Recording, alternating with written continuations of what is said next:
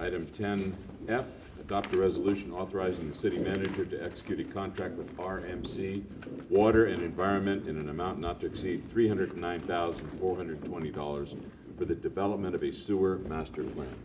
Clara? Honorable Mayor, council members, our city owns and operates our sewer system. In order for us to maximize the efficiency of the system and to minimize the cost, achieving that efficiency, it is a industry practice to do through development and update of the master plan. Our previous sewer master plan was developed in 2000. Since then, all capacity improvement project recommended as part of our master plan were already implemented. Right now, the city is, and our whole sewer system is under administrative action review initiated by the Regional Water Board and legal action initiated by the baykeepers. The reason why even is more critical than any other time to reassess and to our strategies to maximize the efficiency of our system and to develop the best strategies to optimize and improve our outcomes. This proposed master plan is, in essence, will do just that. We'll evaluate the system performance and we'll recommend system improvement needed, and also we'll recommend a capital improvement plan as necessary. In October of this year, the city went out with a request for proposals to 40 consultants. The city received 5 proposals from the consultants. The proposed cost for the master plan development ranged between $187,000 and $335,000. Based on the first level of selection process, 3 consultant firms were interviewed: RMC, West Yost, and Winsler and Kelly. Based on the qualification of the consultant and their approach and understanding of our system and our specific need at this time, RMC was recommended by the selection team. Based on our discussion with the consultant, the time frame for the project would be to start the flow monitoring as soon as possible. This is one critical element of this master plan development, to start the flow monitoring before the rainy season is over, and to have the master plan developed by March of 2012. This time frame in our assessment and this time would meet our need. The total negotiated proposed dollar amount for the development of the master plan would be $309,420. And this dollar amount is our budget request in our 2010-2011 CIP budget provide enough funding from the sewer enterprise fund for the cost of this project. My recommendation for you is to authorize the city manager to to execute the contract with RMC for not to exceed dollar amount of $309,000. If you have any question, I would be very happy to answer. Any questions of staff? Through the chair. The last time we had this done was in 2000. With this and final work being done, if approved, would be 2012. Is there a requirement or mandate from the state as how often this needs to be done? It is not a mandate how often should be done. You say best management practice, depending on the system and the system need.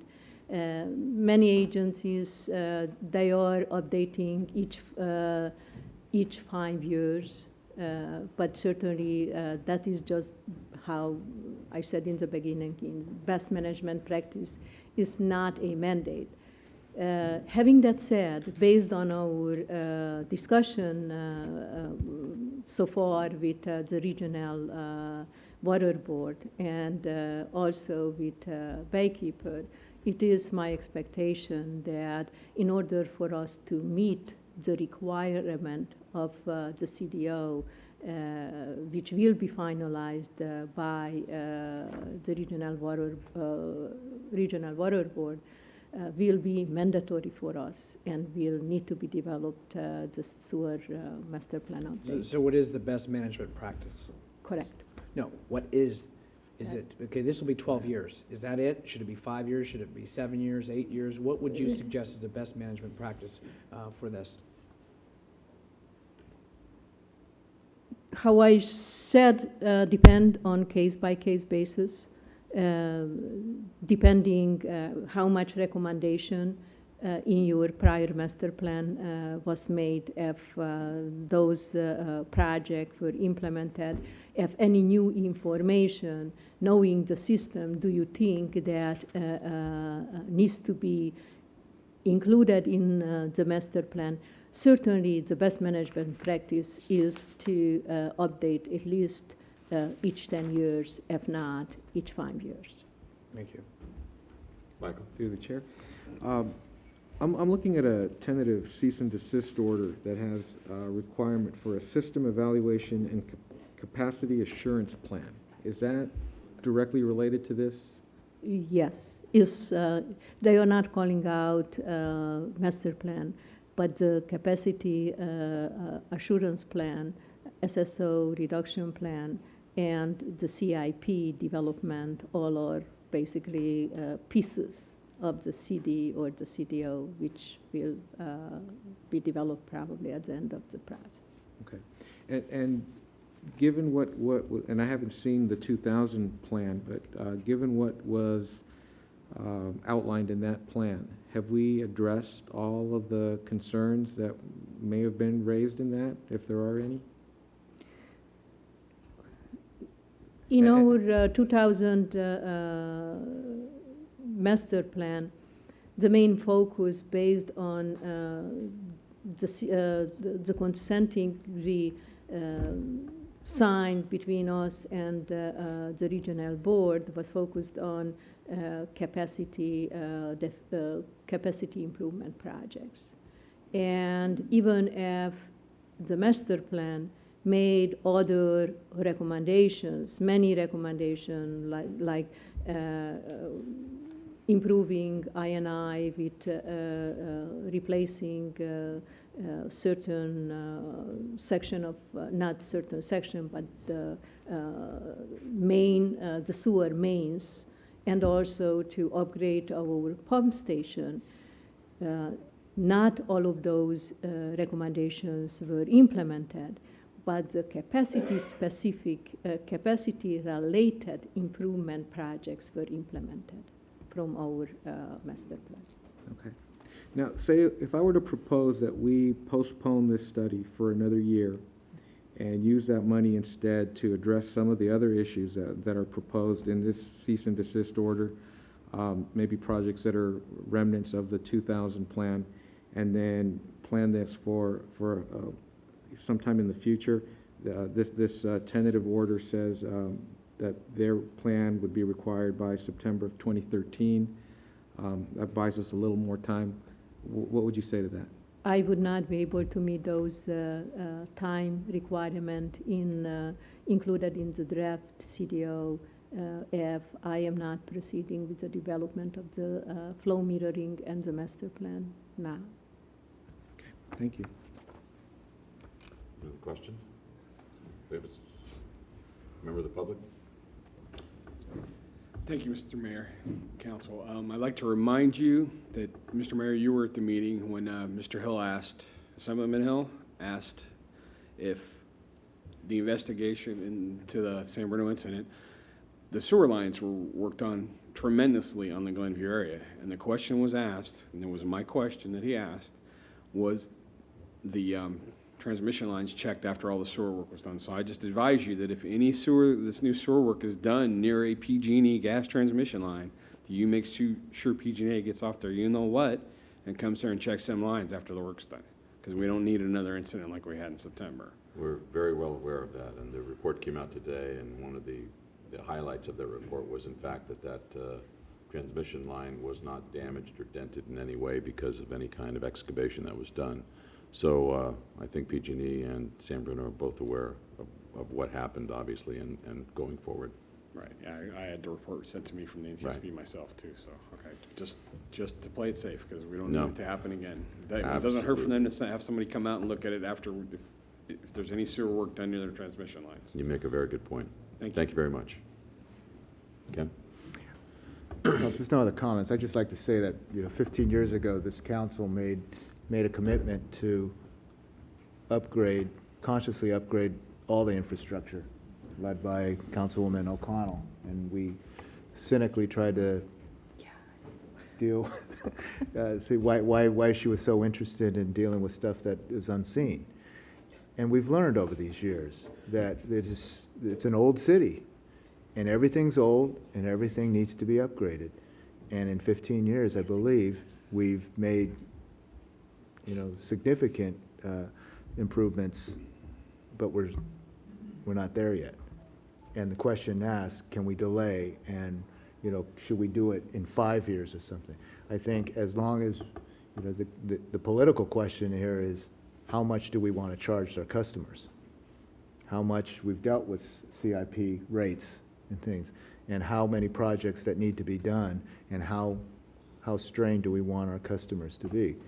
And I think over the last 15 years, yes, we've raised rates, and in some cases we've raised rates significantly, but I think it's prudent, it's been our responsibility to make those improvements and pay for those improvements over the course of time. And this, again, I can't believe it's been 10 years, and I think we need to continue that, and especially when we're getting hit legally. So I just would like to follow up. I think you are absolutely right. Under the council leadership, the city did considering the age of our system and the problem with our system. The city really did a great job investing in our both actually sewer and water infrastructure. You can see in the result. The SSOs for the sewer mains are decreasing from year to year in the last 3 years. That is a clear result of the focus what you just mentioned, that the city really invested in our in the improvement of the system itself. I'm very proud of it. And with that, I'd like to defer to Councilwoman O'Connell to introduce the resolution. It's been a long 15 years. I too am proud of that we started it and we're continuing it. It's not always pleasant to tell your neighbors that you're increasing the water rates or the sewer rates, but I always remind them that if we don't get it fixed, it's all going to collapse, and it won't matter how much water is out there, it won't get to their pipes. So with that, I'd like to introduce the resolution. Councilmember O'Connell. Aye. Councilmember Ibera. Aye. Councilmember Medina. Aye. Vice Mayor Salazar. No. Mayor Ruane. Aye.